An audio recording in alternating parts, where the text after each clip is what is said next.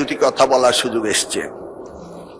আমি সেই ভাগ্যবান যিনি দেশমাতা বেগম খালেদা জিয়ার সাথে এই মন্ত্রণালয়ের প্রতিমন্ত্রী হিসাবে কাজ করার সুযোগ এসেছিল। আমি আবার শহীদ রাষ্ট্রপতি জিয়া রহমানের সময়ও আমি ফজলকালে ভিপি ছিলাম, সেই সময় ওনার সময় শিক্ষা ব্যবস্থার উন্নয়নের কাজ দেখতে পেয়েছি। মাননীয় স্পিকার নেলসন ম্যান্ডেলা বলেছিল, education is the most powerful weapons which can change the whole world. আমরা এটা জানি। আমরা এটাও জানি আফ্রিকার সেই বিশ্ববিদ্যালয়ের সামনে রয়েছে, to destroy a nation does not require any atom bomb or long blasting missile. Only you can lower down the education or bring cheating in the examination that can destroy the education and the country. So আমরা এটাও জানি। আমরা জানি আমাদের মাননীয় প্রধানমন্ত্রী তিনি শিক্ষাকে এত বেশি গুরুত্ব দিচ্ছেন। আজকে এই মন্ত্রণালয় এই সংসদে আসার পূর্বেই একটি টেক্সট পেলাম ওনার অফিস থেকে। সেখানে লেখা রয়েছে, বান্দরবনের দুর্গম ধানচি তিন্দু এলাকায় শিক্ষার আলো জ্বালিয়ে রাখতে এক ব্যতিক্রমধর্মী সংগ্রাম চালিয়ে যাচ্ছেন এক প্রধান শিক্ষক, যার নাম বাং খিয়াং মিল্যাং। 2020 সালে প্রতিষ্ঠিত তিন্দু নিম্ন মাধ্যমিক বিদ্যালয় বর্তমানে 56 জন শিক্ষার্থী থাকলেও অধিকাংশ পরিবার দরিদ্র হওয়ার কারণে রীতিমতো বেতন দিতে পারছে না শিক্ষক এবং কর্মচারীদের। এই সংকট মোকাবেলার জন্য সেই প্রধান শিক্ষক তিনি ইঞ্জিন চালিত একটি নৌকা চালান ধানচি, তিন্দু ও রোমাক্রি নদীপথে পর্যটক যাত্রীদের আহরণ করিয়ে সেখান থেকে আয় হয়েছিল তার মাত্র 40,000 টাকা। সেখান থেকে তিনি খরচ করেছেন 30,000 টাকা। এই দুর্গম স্কুলটি টিকিয়ে রাখার জন্য আবেদন জানিয়েছে মাননীয় প্রধানমন্ত্রী, তিনি আমাকে এটা পাঠিয়েছেন। মাননীয় স্পিকার, আপনার মাধ্যমে বলতে চাই, শিক্ষা মন্ত্রণালয়ের বাজেট এবার সর্বোচ্চ বাজেট তিনি দিয়েছেন, যা বাজেটের জিডিপি 2%, যা আমরা ইতিপূর্বে কখনো পাইনি। স্মরণ রয়েছে বিগত সরকারের সময় 1.39% পেয়েছিল, তার মধ্যে ছিল শুভঙ্করের ফাঁকি। আইসিটি মন্ত্রণালয় এবং রূপপুর বিদ্যুৎ কেন্দ্রের জন্য সেই বাজেট থেকে টাকা দেওয়া হয়েছিল। আমরা পেয়েছি 1,36,000 কোটি টাকা। সেই টাকা থেকে আমরা অবশ্য কিছু কিছু টাকা, প্রায় 13,000 টাকা বিভিন্ন মন্ত্রণালয়ে শিক্ষার খাতে দিয়ে থাকি।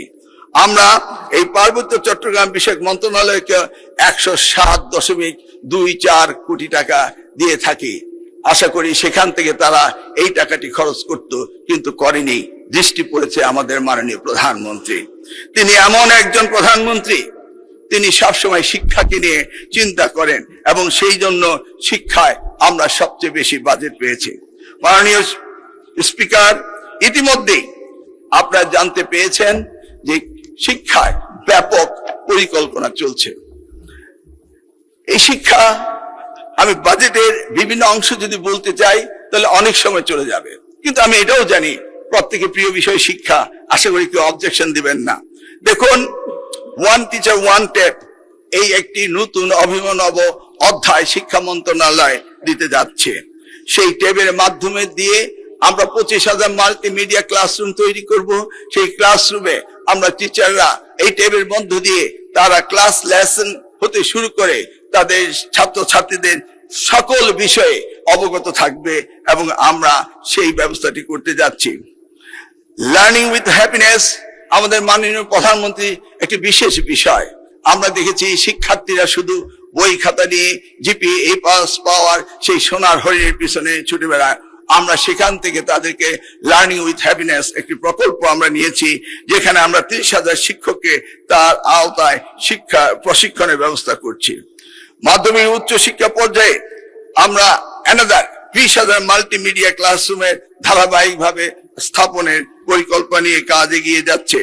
50,000 শিক্ষা প্রতিষ্ঠানের সেই জিওগ্রাফিক ইনফরমেশন সিস্টেম ম্যাপিং এর মাধ্যমে সামাজিক ও ভৌগোলিক বৈষম্য নিরসনের জন্য আমরা উদ্যোগ নিয়েছি।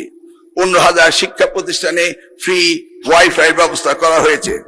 প্রতিটি শিক্ষার্থীকে একটি ইউনিক এডুকেশন আইডি চালু করার ব্যবস্থা আমরা হাতে নিয়েছি। এই বিষয়ে আমি মাননীয় প্রধানমন্ত্রীর দৃষ্টি আকর্ষণ করে বলতে চাই যে উন্নত বিশ্বে যেইভাবে সোশ্যাল সিকিউরিটি নাম্বার রয়েছে, জন্মের পর থেকে নিবন্ধন হয়, এই নিবন্ধনটি যদি করা হতো তাহলে 18 বছর উপরে যারা ভোটার আইডি এবং ব্যবসা বাণিজ্যের জন্য যে ন্যাশনাল আইডি ব্যবহার করে সেটি যদি জন্ম থেকে শুরু হতো তাহলে আমাদের স্কুল সিস্টেমে এই নতুন আইডিটি চালু করার কোনো প্রয়োজন হতো না। তিনি পরিকল্পনা নিয়েছেন ওয়ান চাইল্ড ওয়ান ট্রি, সারা বাংলাদেশের প্রত্যেকটি শিক্ষার্থীকে একটি করে গাছ বছরে লাগাতে হবে। এই পরিকল্পনা হাতে নিয়ে ইতিমধ্যেই আমরা কাজ শুরু করেছি।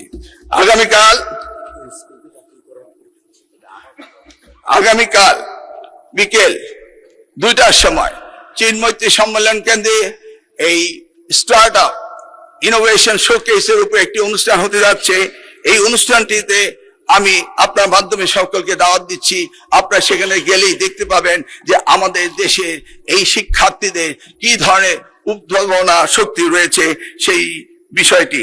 অলিম্পিয়াড, বিতর্ক, স্কাউট, বিএনসিসি, গার্লস গাইডকে তিনি অত্যন্ত গুরুত্ব দিয়েছেন এবং আগামী বছর থেকে সারা দেশে 24,000 করে বিএনসিসি তৈরি করার প্রস্তুতিও আমরা নিচ্ছি। ইতিমধ্যেই মাননীয় প্রধানমন্ত্রী একটি নির্দেশ পাঠিয়েছেন যে সেই স্কুলটিকে, ধানচির তিন্দু এলাকার সেই স্কুলটিকে যেন জাতীয়করণ করা হয়। আজকে মহান সংসদে তিনি এই স্লিপটি আমার কাছে পাঠিয়েছেন। মাননীয় স্পিকার, প্রিয় নেত্রী দেশমাতা বেগম খালেদা জিয়া প্রাথমিক স্তরে শিক্ষার বিনিময়ে খাদ্যের কর্মসূচি করেছিলেন, পরবর্তীতে টাকার বিনিময়ে শিক্ষার কর্মসূচি করেছিলেন। তিনি মাধ্যমিক স্তরে উপবৃত্তি করেছিলেন এবং পরবর্তীতে ইন্টারমিডিয়েট পর্যন্ত তিনি উপবৃত্তির ব্যবস্থা করেছিলেন এবং আবারও বলেছিলেন যদি আমরা আবার দায়িত্ব পাই তাহলে স্নাতক পর্যন্ত আমরা উপবৃত্তির ব্যবস্থা করব। এই ঘোষণাটি ইতিমধ্যেই আমাদের প্রিয় প্রধানমন্ত্রী জনাব তারেক রহমান সেটিও ঘোষণা দিয়েছেন। উচ্চতর শিক্ষার জন্য এই যে তিনি ঘুরে আসলেন, চীন সফর করে আসলেন, আপনারা জানেন সেখানে গিয়েও তিনি শিক্ষার উপরে আমিও সাইন করেছেন এবং সবচেয়ে গুরুত্ব দিয়েছেন তিনি টিবেটে। আমরা জানি আশরাফুল মুখলুকাত সৃষ্টি সেরা জীব আমরা। বাংলাদেশ মানব সম্পদে ভরপুর। এই মানব সম্পদকে কর্মদক্ষ জাতি হিসেবে হিউম্যান ক্যাপিটাল ডেভেলপমেন্টের জন্য, সোশিও ইকোনমিক ডেভেলপমেন্টের জন্য তিনি আজকে কারিগরি শিক্ষাকে সবচেয়ে গুরুত্ব দিয়েছেন এবং একটি এমইউ স্বাক্ষর করে তিনি এসেছেন চীন থেকে। মাননীয় স্পিকার, তিনি সবচেয়ে গুরুত্ব দিয়েছেন প্রাথমিক শিক্ষাকে।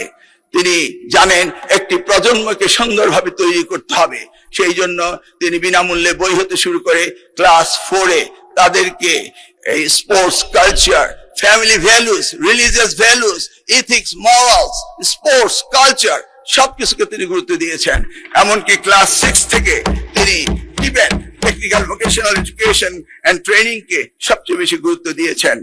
তিনি বিদ্যালয় কর্তৃক শিক্ষার্থীদের উপ আনুষ্ঠানিক শিক্ষার ব্যবস্থা করেছেন। তিনি একদিন বলছিলেন, আমি যখন ইংল্যান্ডে ছিলাম তখন দেখতাম বাচ্চারা কি সুন্দর ড্রেস পরে তারা স্কুলে আসে যায়। তিনি সেই স্বপ্ন থেকে, সেই ভাবনা থেকে আজকে সারা বাংলাদেশের প্রাথমিক স্কুলের সকল শিক্ষার্থীদের জুতো, মোজো, শার্ট, প্যান্ট, স্কুল ড্রেসের এবং কি কাঁধে তাদের জন্য ব্যাগ থাকে সেই ব্যবস্থা করেছেন।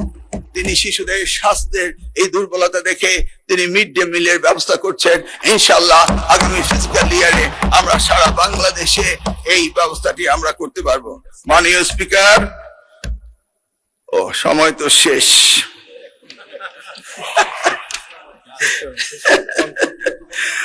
আর কি বল, কারিগরি মাদ্রাসা এডুকেশন, এই তো মে মাস, জুন মাস, দুই মাসের মাদ্রাসা শিক্ষকরা বেতন পায়নি। মাননীয় স্পিকার, বিগত সরকার এনটিআরসি থেকে প্রায় 17,000 শিক্ষক নিয়োগ দিয়েছিল মাদ্রাসায়।